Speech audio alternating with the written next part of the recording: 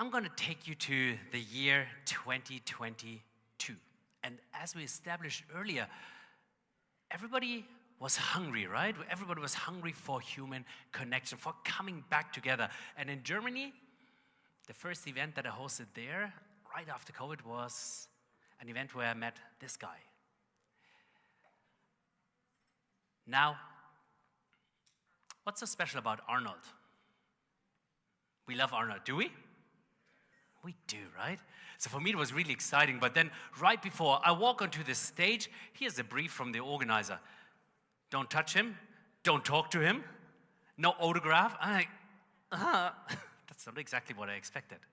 And then I'm backstage, and here he comes in, walking up and down in the darkness, not talking to me, not talking to my co-host, no interaction. I'm like, that's going to be great. He steps out onto the stage and delivers a keynote full of passion, joy, and energy.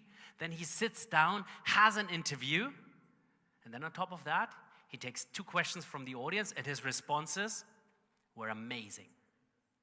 And this was a masterclass in what it means to have a human connection, because he stood up, he flexed with his 70 years, and he gave it everything he had. And then afterwards, the audience celebrated him. He was standing at the edge of the stage, shaking hands for minutes. It was insane. And this is really what he showed me, that, wow, we can do things differently at events. Well, just recently I celebrated in Munich at the BMW Welt my 200th event project that I hosted as a presenter, but actually it's a bit of a lie, so apologies for that.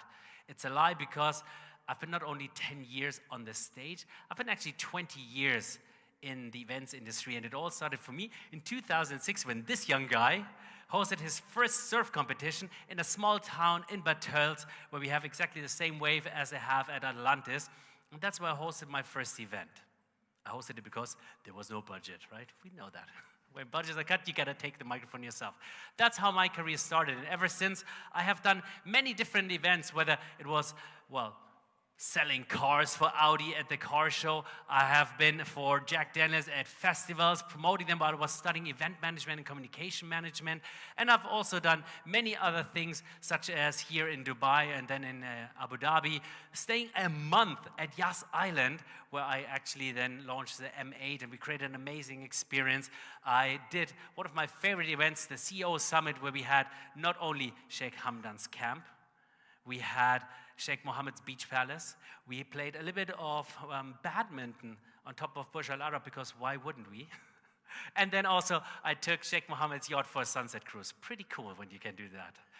And I got lost in the fashion industry for some time and was in the Kenzo jungle and many other events. And all of these experiences have taught me something, and that's what I want to share with you today. Because it's really more about the connections that we can have. It's about the connections that we can have, and that's what they are. So I want you all to ask yourself, while I deliver my keynote, is the event experience as great as it can be? Can we do more? I want to show you some opportunities, low-hanging fruits. And it all starts, of course, with a welcome. How was your welcome today? Exceptional, very good. A lot of silence. I mean, the team of Xenia, they are hands down fantastic. But what I thought I'd do is I give actually somebody a very special welcome. And that's what I did. So I would like to quickly put the lights on and give the mic to Omar, because Omar from Emirates Flight Catering, how was your welcome today? I'm first here to attend this conference, and to be honest, we didn't know what I need to do, so I enter, and then Flo was at the reception, and then he grabbed us with welcoming and saying good morning, and honestly, we had to engage directly with him, and honestly, we felt the emotional that when I tagged my Apple the registration, and then my name came up, and directly Flo just took a look at the card, and he used my name as a good morning, Omar, welcome, Omar. For me, I thought that I'm expected in this event, so I felt very emotionally connected with Flo and to the event directly as well. Thank you very much. Omar, round of applause for Emirates Flight Catering. And yes, I gave Omar and his colleague Jean-Luc the VIP experience. I brought them all the way to the morning cafe and shielded them from the first connections that wanted to disrupt them on the way. So, of course, we can't do that with everybody, can we? No, that's not possible. But here's what we can do. There's a few shining examples. Gulf Food. This is one of Xenia's team, and this is Simeon MM Upke. And you know what he did? On the way to Sabil parking, he was standing there with an awfully small speaker and a headset. But he was interacting with everybody, smiling at people, shouting at them, shaking hands, giving high fives. And I was like, okay, this is how we start an event.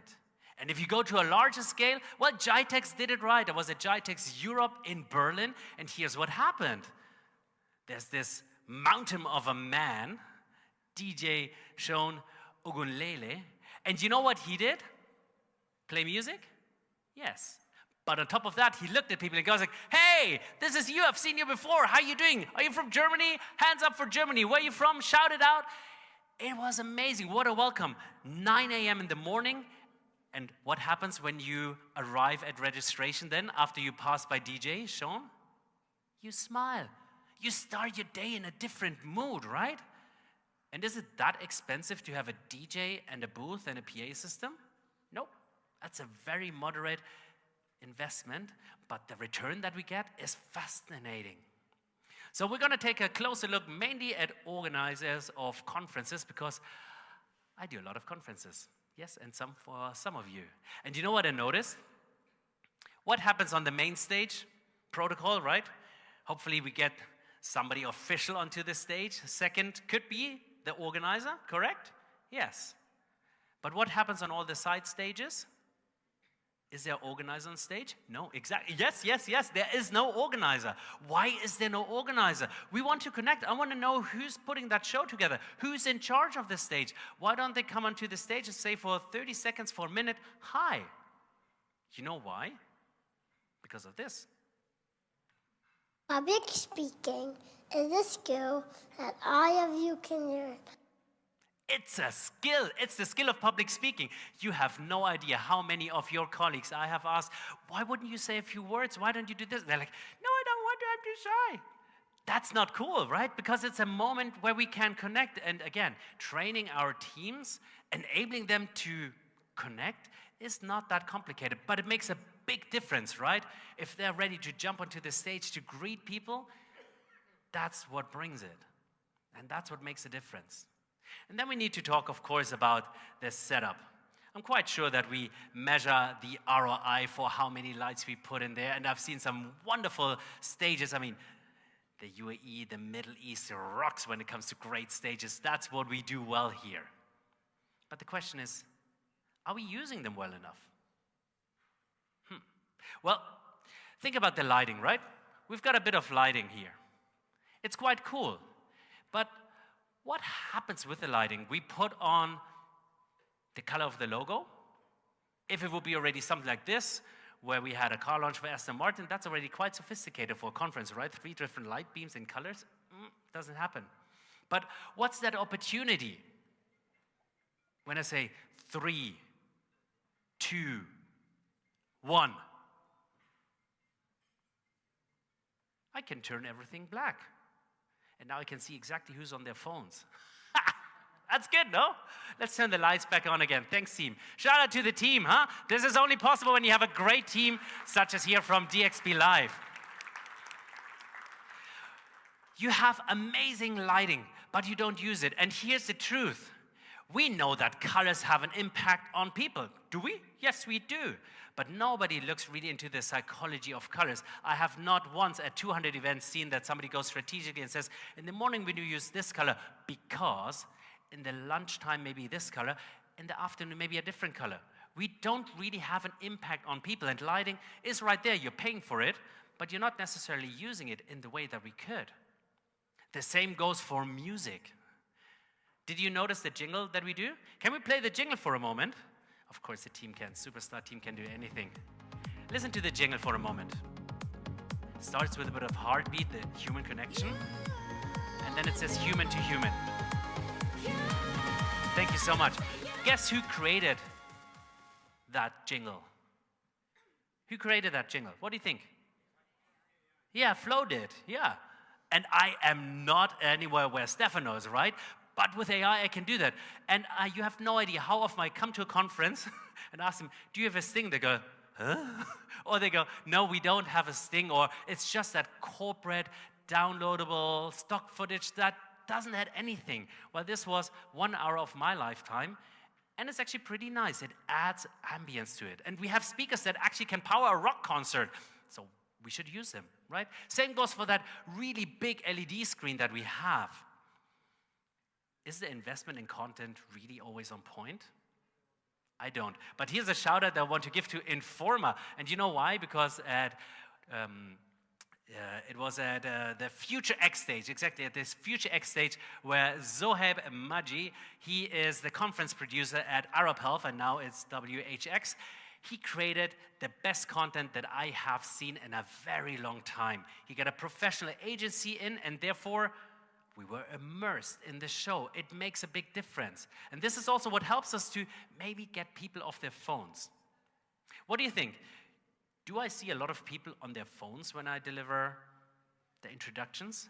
A lot. Sometimes I do not kid you, up to 80%, because when that happens, I start counting. I'm like, let me just note that down for my next communication class. It happens. Everybody's on their phone. And I can understand that. I want to show you something, quick experiment. So if you all do this with me, please, you'd need to put your 2 hands out and shake them really hard, yeah? Again, I can see everybody, so please, everybody participate. Yes, tech team, you can participate as well. Thank you. Shake your hands really hard, really hard. And now take your right hand and put it on top of your head. Where is your head? On top of your head is what I said. This is the art of attention. Yeah, it's not easy to pay attention. Exactly. I learned this wonderful trick from Jim Quick, a fantastic keynote speaker and somebody who studies the brain. He shows us that it's not easy. And the other huge opportunity that I see for you is, of course, when it comes to programming. Ladies and gentlemen, I love the programming. I love that we're trying to squeeze everything in, but it doesn't work. I get the main stage a lot, which is fantastic. But what happens at the main stage? First session, it's packed. And then, literally, after the first big name, half of the audience is running out, and I've tried everything. I'm like, hey guys, I'm doing an interaction, I'm jumping up and down the stage, whatever I do, they will leave. And what does it tell us? Of course, when there's a big name, it will have more attraction. But when we just put session after session, we focus more actually on quantity than quality, people will leave. And therefore, your main stage is not as effective as it could be. And same goes for the other stages. So yes, a lot of speakers, fantastic sometimes for your program, but does it really make the event experience better? I'll doubt that.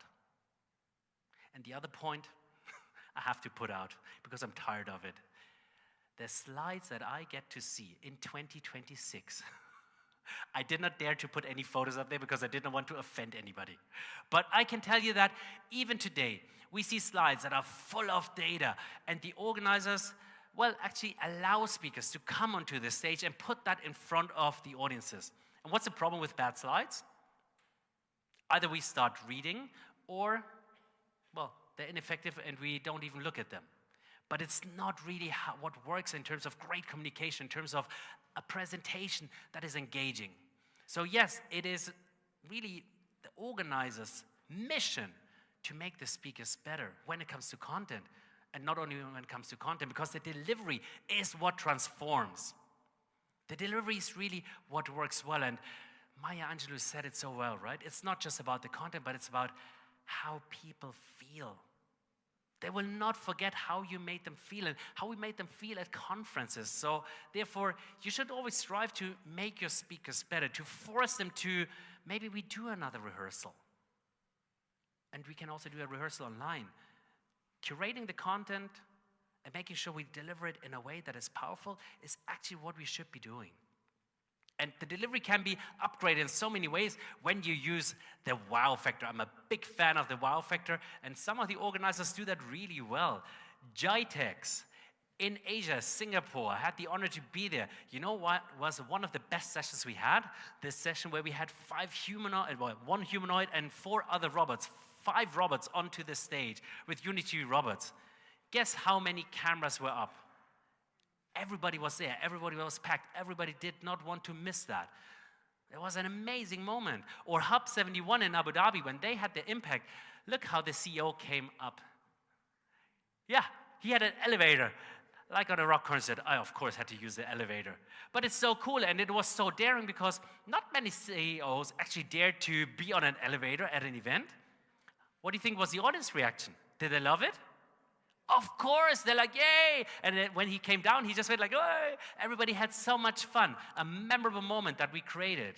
Or at one of my favorite conferences that I host in Munich, the wonderful Bits and Pretzels Founders Festival, I get a t-shirt cannon that I get to shoot at people. Yeah, I know it's a bit wild, and we don't do that always, but it is what works well. And earlier I interrupted Professor John Luca. Why did you think I did that? Just to create a moment. Was it the most effective moment? Maybe not, but did it take your attention for a moment to the side, maybe away from your phones? Yes, it did. Was it complicated? Not at all. With a little bit of creativity, we can do so much. And in schools, we expect teachers to do edutainment, so we should do the same here at events, at conferences. And when you look at formats that we do, well, there's a keynote, there's a panel, and an interview, correct? Is there anything else? Some days, but not very often. Let me show you a few examples. This is amazing. This is a liquid networking at the October. Yes, I know, it's a bit haram, yeah, it's wild. But what's so amazing about it? We're merging the culture of the Bavarians with a business activity, and this has actually become a key pillar of the Founders Festival. 5,000 people. Don't ask me how I tell them to change tables. It's a bit hectic, yeah? I have to use the voice a lot. But it is amazing. Everybody loves it. And this year, when it was canceled because of a bomb threat, everybody was crying. Everybody was crying because it is the most beloved element of a conference. And you can do also different formats on the stages. You should check out Max with the Career Ladder. If you have not seen him, check him out on Instagram. And I loved it that they put him at Web Summit onto the stage. An influencer creating a really different format on the stage. Wow, that's a moment that we won't forget. This winter, in March, I'm going to Innsbruck. And you know what I'm going to do there?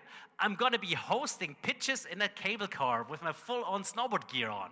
How cool is that, no? That's a format. When I saw that, I'm like, hello, I want to be part of that. This is exactly what it is. And the innovation doesn't need to be always crazy. It can also be small, simple things that we do. When I was on stage with Pep Guardiola last year, you know what we did? We had a 20-minute interview. And what was the best part? The 10 rapid-fire questions that he couldn't prepare for.